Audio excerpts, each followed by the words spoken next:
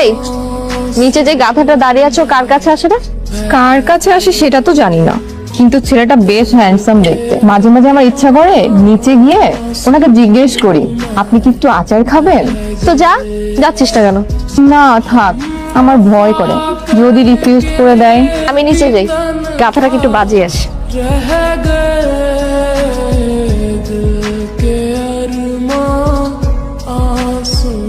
আপনি কার কাছে এসছেন? আপনি এখানে দাঁড়িয়ে দিয়ে সব আলতু ফালতু ধোয়া খাচ্ছেন কেন? কান ধরেন, কান ধরেন। চিৎকার করছেন কেন? আর কান ধরেন মানে? আপনি আমাদের কোয়ার্টারে এসে আলতু ফালতু ধোয়া খাচ্ছেন কেন? তা কোয়ার্টারে একটা পরিবেশ নেই?